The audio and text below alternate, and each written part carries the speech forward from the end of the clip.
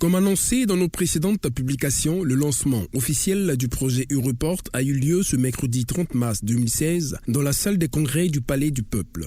Placée sous la présidence du professeur Alpha Condé, président de la République, cette cérémonie a enregistré la présence des présidents des institutions républicaines, des membres du gouvernement, des représentants des institutions nationales et internationales, des cadres du ministère et des jeunes venant de 5 communes de Conakry. Ce projet, qui est une réponse des recommandations issues de la consultation nationale de la jeunesse, est initié par le ministère de la Jeunesse avec l'appui technique et financier de l'UNICEF.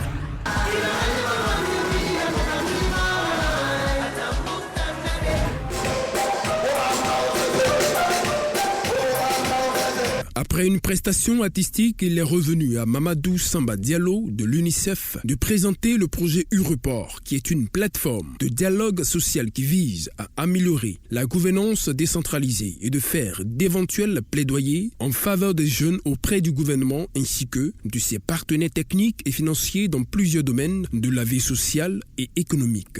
De son côté, le représentant adjoint de l'UNICEF, Dr Guy Yogo, a indiqué que cette initiative est le fruit de la coopération entre le gouvernement guinéen et son institution à travers le département en charge de la jeunesse.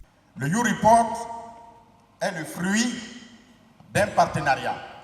Un partenariat entre le gouvernement de la République de Guinée, les sociétés MTN et Orange, sous le leadership du ministère de la Jeunesse, qui n'a ménagé aucun effort pour la matérialisation de cet outil innovateur.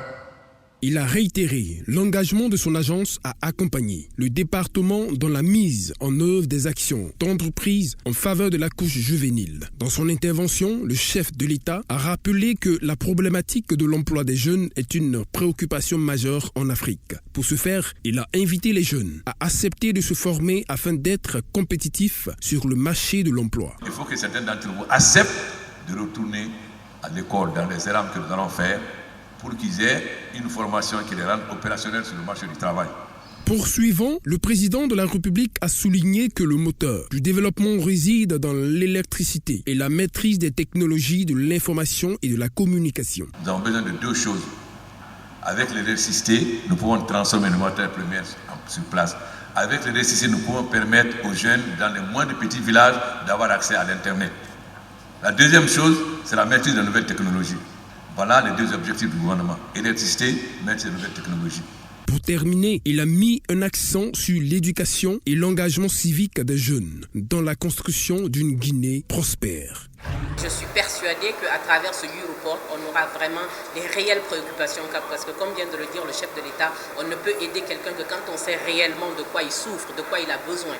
Et si les besoins sont exprimés par les jeunes eux-mêmes, ça ne sera que mieux et ça nous permettra vraiment de mettre le doigt sur ce qui ne va pas et de pouvoir y apporter une solution et des corrections. Nous sommes très heureux de la forte mobilisation des jeunes pour que désormais la parole qui leur appartiendra soit dans un cadre formel. Et à travers cet outil mis en place par notre partenaire UNICEF, que cet outil puisse contribuer effectivement à ce dialogue social qui est essentiel à un développement durable. Je suis Europorteur. À présent, ma voix compte. Pour que ta voix compte aussi, envoie gratuitement par SMS Guinée au 1535 sur les réseaux MTN ou Orange.